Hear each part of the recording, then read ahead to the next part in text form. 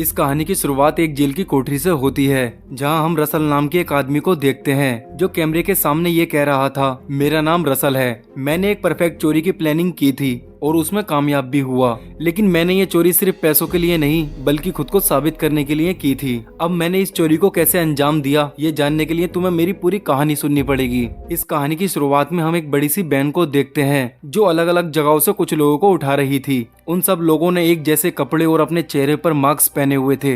Van Manhattan bank के पास रुकती है। फिर हम देखते हैं कि बैंक के अंदर बहुत सारे लोग हैं जो अपने अपने कामों में बिजी थे। तभी हम रसल को बैंक के गेट से अंदर आते हुए देखते हैं, जिसके हाथ में एक टॉर्च होती है जिसे वो एक टेबल पर रखकर उसका मुंह कैमरे की तरफ कर देता है, जिस वजह से वहां लगे सभी कैमरास धुंधले हो जाते हैं। फिर उसके बाकी साथी भी बैंक के अंदर घुस जाते हैं। वो लोग अंदर आने के बाद गेट को बंद कर देते हैं, जिसे देखकर सिक्योरिटी गार्ड को थोड़ा शक होता है। लेकिन इससे पहले कि वो सिक्योरिटी गार्ड कुछ कर पाता, रसल उसके पीछे से गन पॉइंट करके उसे बंदी बना लेता है और उस पूरे बैंक में स्मोक बॉम्ब छोड़ देते हैं, जिसकी वजह से पूरे बैंक के अंदर धुआं ही धुआं फैल जाता है। फिर वो चोर सभी लोगों को गन पॉइंट के बल पर जमीन पर लेटने को कहते हैं। इतने में ही एक पुलिस वाला बैंक के अंदर से धुआं निकलते हुए देख लेता है और अब उसको होती है चुल और वो बैंक के अंदर जाने की कोशिश करता है, वो भी अकेले। तभी रसल अंदर से गन निकाल कर कहता है, उन्होंने अंदर सबको बंदी बनाया हुआ है, अगर पुलिस वाले अंदर गए तो वो सभी लोगों को जान से मारना शुरू कर देंगे। फिर क्या, फिर तो उस पुलिस वाले की फटके 4 हो गई। फिर उसने पुलिस हेडक्वार्टर में फोन करके पुलिस की एक टीम को बुला लिया। बड़ी अच्छी पुलिस है, एकदम आ गई, हमारी वाली तो बैंक लूटने के बाद आती। पुलिस वहां आने के बाद सारी सिचुएशन को देखती है और उस पूरे इलाके को ब्लॉक कर देती है। इस सब के बीच बैंक के मालिक आर्थर को खबर मिलती है कि उसके बैंक में डकैती हो रही है। ये सुनकर उसकी तो पूरी हवा निकल गई। बोला, ये कब हुआ? फिर वो मैडलिन नाम की एक दलाल सॉरी लड़की को फोन करके बुलाता है और उससे इस मामले से निपटने के लिए कहता है, क्योंकि उसी बैंक के एक लॉकर में उसकी पूरी दुनिया रखी थी, जिसके बाहर आते ही वो खत्म हो जाएगा। मैडलिन उससे कहती है कि उस लॉकर में ऐसा क्या है, पर वो इस पर कुछ भी नहीं बताता। वो चाहता है कि किसी भी हाल में वो लॉकर उन चोरों के हाथ में नहीं जाना चाहिए। मैडलिन उससे कहती है कि उसका काम हो जाएगा, क्योंकि अब वो एक दलाल है तो उसे तो काम करना ही पड़ेगा। लेकिन सवाल यह है कि वो आर्थर यानी बैंक के मालिक का वो लॉकर उन खतरनाक और शातिर चोरों से कैसे बचाती है और आखिर उस लॉकर में ऐसा क्या है, ये सब जानने के लिए मैडलिन यहाँ से निकल जाती है। दूसरी तरफ हम देखते हैं कि फ्रीजर और माइकल नेगोशिएशन टीम के लिए काम करते थे। वो आपस में बातें कर रहे होते हैं। फ्रीजर एक स्मार्ट और एक्सपीरियंस कॉप था, लेकिन उस पर एक पुराने मामले को लेकर एक इंक्वायरी चल रही थी। उन्हें बैंक के चोरी की खबर मिलती है और वो दोनों निकल पड़ते हैं। फ्रीजर माइकल के साथ बैन में कैप्टन डेरियस से बात करता है, जो इस केस का इंचार्ज था। वो उन्हें बताता है कि अभी उन्हें ये नहीं पता कि बैंक के अंदर कितने लोगों को बंदी बनाया गया है। फिर फ्रीजर कैप्टन से कहता है कि अगर उसे इस केस की सारी जानकारी दे दी जाए तो वो सब कुछ कंट्रोल कर सकता है, क्योंकि उसके ऊपर पहले से एक केस चल रहा था और वो अपना रिकॉर्ड साफ करना चाहता है इन चोरों को पकड़कर, जो कि उससे तो नहीं हो पाएगा, क्योंकि चोर भी कम हरामी नहीं है, वो इनके भी बाप हैं। तुम देखते जाओ आगे होता है क्या। इस बीच चोर उन सब कैदियों को एक सेफ रूम की तरफ ले जाते हैं, जहां पर बैंक में काम करने वाले और आम लोगों को अलग अलग लाइन में खड़ा कर देते हैं। रसल सभी से कहता है कि वो अपने हैंडबैग, मोबाइल फोन और की अपने हाथों में निकाल कर रखें, जिससे वो लोग उन्हें कलेक्ट करके एक बैग में डाल सकें। अब एक कर्मचारी अपना फोन नहीं देता और उन लोगों से कहता है कि वो अपना फोन घर पर ही भूल आया है। रसल को उस पर विश्वास नहीं होता और वो सख्ती से पूछता है, बताऊं कैसे? बता मादरचोद, तेरा फोन कहाँ है? फिर भी वो यही कहता है, मेरा फोन घर पर है, मेरी बीवी इंडियाज गॉट टैलेंट देख रही थी और इसी चक्कर में मैं अपना फोन घर पर भूल आया। ये सुनकर रसल का दिमाग पूरी तरह खराब हो जाता है और उसे इस आदमी पर बिल्कुल भी भरोसा नहीं होता। इसलिए वो एक दूसरे कर्मचारी का फोन लेकर उसके नंबर पर फोन करता है और उस चूतिए का फोन उसके ऑफिस की टेबल पर ही रखा हुआ होता है। और मजेदार बात तो ये है, ये बहनचोद रोकिंग गोलियां की गोलियां देखकर हिला रहा था। ये देखने के बाद रसल ने उसे ऑफिस के अंदर ले जाकर उसके खड़े सामान पर जो बेल्टें बजाई हैं, फिर तो उसके सामान ने खड़ा होना ही बंद कर दिया। ये देखकर बाकी सभी लोगों की गांड फट गई और उन्होंने अपनी बची कुची चीजें भी रसल को दे दी। फिर उसके बाद रसल सभी लोगों को खड़ा करता है, सॉरी सबको खड़ा करता है और फिर उन्हें जेंडर के हिसाब से अलग अलग लाइन में लगा देता है और फिर उनके सारे कपड़े उतारवाने को कहता है, उनके अंडरगारमेंट छोड़कर। एक आंटी अपने कपड़े उतारने से मना कर देती है, क्योंकि उस आंटी को शर्म आ रही थी, वो भी 60 साल की उम्र में, और वो भी ऐसी सिचुएशन में जहाँ पर जान पे नहीं गांड पे बनाई हो। इस पर चोरों के ग्रुप में से एक लड़की उस आंटी को लेकर एक अलग रूम में चली जाती है और उसके पुर्जे अच्छे से खोलकर चेक करती है। इधर इन बाकी कैदियों को एक ही तरह के सूट और मास्क पहनने के लिए दिए जाते हैं।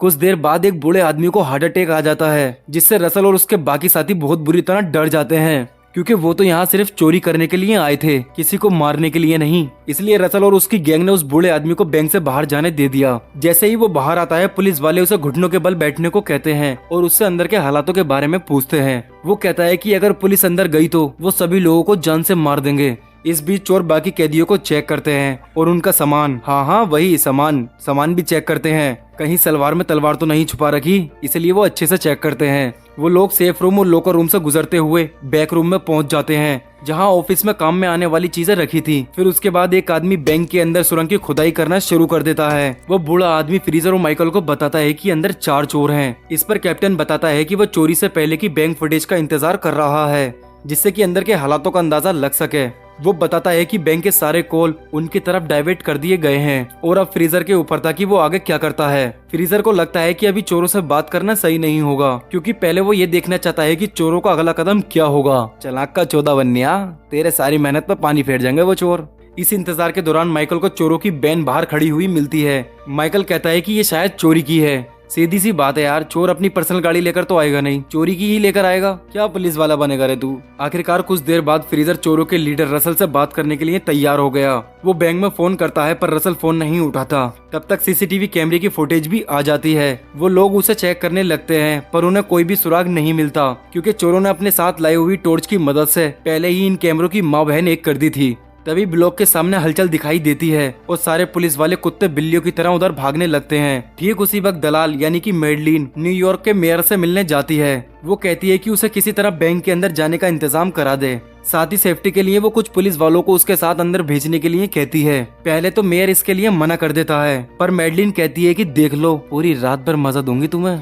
दूसरी तरफ वो चोर एक और आदमी को एक मैसेज के साथ बाहर जाने देते हैं। जैसे ही वो बाहर आता है, सारे पुलिस वाले उसे घेर लेते हैं। वो एक सिख था और सारे पुलिस वाले उसके कपड़े और पगड़ी उतारकर तलाशी लेने लगते हैं। वो उसे बुरी तरह पकड़कर ले जाते हैं और एक रेस्टोरेंट में ले जाकर पूछताछ करने लगते हैं। वो कहता है कि अंदर कम से कम 20 से 30 आम लोग हैं और वो चोर यहाँ के नहीं है। इसके बाद वो लोग उस मैसेज को पढ़ने लगते हैं, जिसे चोरों ने उस सिख के गले में डालकर भेजा था। उसमें लिखा था कि उन्हें 2 बस और एक प्राइवेट जेट चाहिए, जो कि 9 बजे तक उन्हें डिलीवर कर दिया जाए। अगर पुलिस वालों ने उनकी डिमांड पूरी नहीं की तो वो हर 1 घंटे में एक आदमी की जान ले लेंगे। इस पर वो लोग बैंक में फोन करके कहते हैं कि प्राइवेट जेट का अरेंज तो नहीं हो सकता, लेकिन हाँ बस अरेंज करवा सकते हैं। तब फ्रीजर कहता है कि जब तक चोर उनसे बात नहीं करेंगे तब तक उन्हें कुछ भी नहीं मिलेगा, एक बूंद पानी तक नहीं। इसी बीच आर्थर यानी बैंक का मालिक वहाँ आ जाता है और कहता है कि शायद वो उनकी कुछ मदद कर सके, और वो चोरों की डिमांडों के बारे में पूछता है। तब कैप्टन बताता है कि चोरों को प्लेन चाहिए, आसमान में उड़ने वाला प्लेन चाहिए, प्लेन। तो वो कहता है कि वो अरेंज कर सकता है। इस पर वो सारे ऑफिसर हैरान हो जाते हैं और सोचने लगते हैं कि इस बुड्ढे के पास कितना पैसा है। आर्थर वहाँ रुको सारी सिचुएशन और उस पर हो रही प्रोग्रेस को अपनी आंखों से देखना चाहता था, लेकिन सब उसे समझा बुझाकर बाहर भेज देते हैं। इसी बीच रसल का एक और मैसेज आता है कि उन्हें खाना चाहिए। कहानी में मजा तो अब आएगा। पुलिस वाले इसे एक अच्छा मौका समझते हैं, क्योंकि खाने के साथ साथ वो वहाँ कुछ ऐसे डिवाइस भी भेज सकते थे जिससे कि वो अंदर होने वाली बातचीत सुन सकें। टेपिंग डिवाइस इंचार्ज कहती है कि पिज्जा बेहतर होगा, क्योंकि उसके लिए लोग एक जगह इकट्ठे होंगे और आपस में बातचीत जरूर करेंगे, जिससे कि हमें अंदर के हालात ज्यादा अच्छे से मालूम होंगे। फ्रीजर डिवाइस के बारे में पूछता है। ये एक डिजिटल डिवाइस है जो 30 सेकंड तक रिकॉर्ड कर सकता है। इसी बीच बैंक में एक कैदी होशियार की चौधी बन रही थी, तो वो लोग उसे पीटते हुए घसीटकर एक रूम में ले जाते हैं जहां ऑफिस की सप्लाई रखी थी और उसकी अच्छे से खातिरदारी करते हैं। थोड़ी देर बाद उनका खाना आ जाता है जो उन्होंने ऑर्डर किया था। फ्रीजर अपनी निगरानी में सारी चीजें चोरों तक पहुंचते हुए देखता है और रसल से खुद को इंट्रोड्यूस करवाता है कि अगर रसल उसका फोन उठाए तो वो उससे बात करना चाहता है, लेकिन रसल कुछ भी नहीं कहता और बैंक के अंदर चला जाता है। इसके बाद पुलिस वाले बैंक के अंदर होने वाली बातचीत ऑडियो डिवाइस के जरिए सुनने की कोशिश करते हैं, जिससे उन्हें पता चलता है कि वो लोग किसी अलग भाषा में बात कर रहे थे। फ्रीजर अनुमान लगाता है कि वो शायद रशियन भाषा है। फिर वो माइकल को एक आदमी को बुलाने के लिए भेजता है जिसे रशियन भाषा आती है। तो वो पुलिस वाला कहता है कि ये भाषा रशियन जैसी लग रही है, पर यह भाषा रशिया की नहीं है, बल्कि ये भाषा बुल्गेरियन है जो सेंट्रल यूरोप में बोली जाती है। तभी फ्रीजर को एक आइडिया आता है और वो उस रिकॉर्डिंग को बाहर वाली जगह पर बजा देता है, ताकि आने वाले लोगों में से अगर किसी को वो भाषा आती हो तो वो उनसे संपर्क करे। उसका आइडिया काम कर जाता है। एक वर्कर उस भाषा को पहचान लेता है और कहता है कि वो अल्बेनियन भाषा है, क्योंकि उसकी एक्स वाइफ जो कि 1 नंबर की वो अल्बेनिया से थी। पुलिस वाले उस वर्कर से फोन करवाकर उसकी वाइफ को बुला लेते हैं और जब उसकी वाइफ आती है तो वो वाकई में ही एक नंबर की लग रही थी। वो इस मौके का फायदा उठाकर अपनी पार्किंग फीस माफ करवाने को कहती है। फ्रीजर उसे रिकॉर्डिंग को सुनकर ध्यान से बताने को कहता है। इस पर वो औरत हंसने लगती है और कहती है कि उसे ये भी पता है कि ये लोग क्या क्या बातें कर रहे हैं और उसे ये भी पता है कि इस ऑडियो में जो आवाज है वो आवाज किसकी है। ये सुनकर सारे पुलिस वाले परेशान हो जाते हैं और उससे कहते हैं कि जल्दी से बताओ हमें ये आवाज किसकी है। तब वो ये कहती है कि ये आवाज एक पिछले प्रेसिडेंट की है जो उसके भाषण का एक हिस्सा था और उन चोरों ने तुम्हें बेवकूफ बनाया। बैंक के अंदर रसल एक एक करके सारे लॉकर को चेक करता है पर किसी से कुछ लेता नहीं और थोड़ी ही देर बाद हम देखते हैं कि वो और उसकी एक साथी एक लॉकर को खोलते हैं। उनमें उन्हें एक डॉक्यूमेंट, हीरे से भरी एक छोटी थैली और एक रिंग मिलती है। रसल डॉक्यूमेंट्स को अपने पास रख लेता है और उसकी पार्टनर बाकी चीजों को वापस पैक करके लॉकर बंद कर देती है। उसी वक्त मैडलिन मेयर के साथ वहां पहुंच जाती है और बैंक के सामने खड़ी वैन में जाकर डिटेक्टिव से बात करती है। वो लोग अपना परिचय देते हैं और मैडलिन बहुत शॉर्ट में अपने वहां आने का मकसद बताती है। फ्रीजर उसकी मदद करने से साफ मना कर देता है तो वो लोग उसके एक पुराने केस को लेकर उसे ब्लैकमेल करने की कोशिश करते हैं। अब कुछ देर के बाद रसल फ्रीजर का फोन उठा लेता है लेकिन बातचीत का कोई भी नतीजा नहीं निकलता क्योंकि रसल उसी बात को बार बार दोहरा रहा था कि उसकी डिमांडें पूरी नहीं हुई तो वो सभी कैदियों को जान से मार देगा। फ्रीजर को लगता है कि वो किसी भी तरह चोरों से थोड़ा और वक्त ले ले जिससे कि उसे आगे का प्लान बनाने में आसानी हो।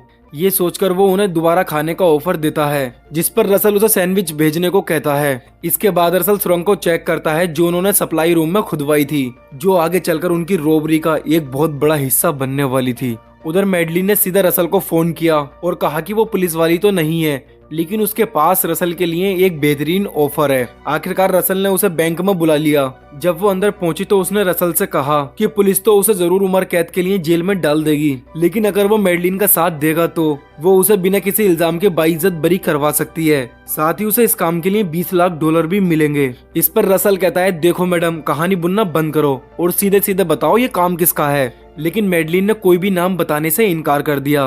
तब रसल ने उसे एक कहानी सुनाई। एक अमेरिकन आदमी स्विट्जरलैंड के बैंक में काम करता था और देखते ही देखते वो काफी अमीर हो गया और उन्हीं पैसों से उसने ये बैंक भी खोला और वही आदमी है जिसने मैडलिन को उसके पास भेजा है। अब मैडलिन भी समझ गई कि उसका पाला एक टक्कर के आदमी से पड़ा है तो उसने सीधे सीधे डील की बात की। उसे रसल को बचाने के बदले में तिजोरी में रखे हुए वो खुफिया कागजात चाहिए थे लेकिन उसने वो मैडलिन को देने से साफ इनकार कर दिया। उसके बाहर आते ही फ्रीजर ने उससे चोरों के बारे में पूछा तो मैडलिन कहने लगी कि उसे पूरा यकीन है चाहे कुछ भी हो जाए लेकिन रसल किसी को भी नहीं मारेगा।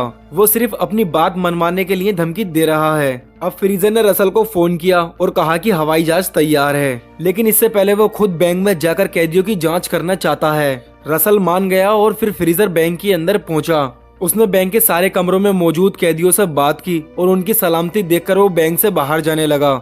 जाते जाते उसने कहा कि चाहे कुछ भी हो जाए वो रसल को उम्र कैद की सजा दिलवाकर ही रहेगा। पर रसल ने भी कह दिया कि भाई मैं तेरी आंखों के सामने से निकल जाऊंगा, तुझे झाट बराबर तमीज नहीं होगी। ये सुनकर फ्रीजर ने अचानक उसके ऊपर हमला कर दिया पर एक चोर ने पीछे से उसके सर पर आकर बंदूक रख दी। फिर रसल ने कहा कि अब हमारी मांगे पूरी नहीं हुई तो वो सबको एक एक करके मार डालेगा, समझा। आखिरकार फ्रीजर वापस पुलिस वैन में लौट आया और अब उसे भी यकीन हो चुका था कि रसल किसी को भी जान से तो नहीं मारेगा। इसी वक्त एक ऑफिसर ने वहां आकर फ्रीजर को बताया कि उसे इस केस से निकाल दिया गया है और उसकी जगह अब कोई और डिटेक्टिव लेगा। असल में ये जो नया कैप्टन था वो बैंक पर हमला करके आम लोगों को चोरों से आजाद करवाने का प्लान बना रहा था और तो और उन्हें बम भी ढूंढने थे जो उन चोरों ने बैंक में लगाए थे।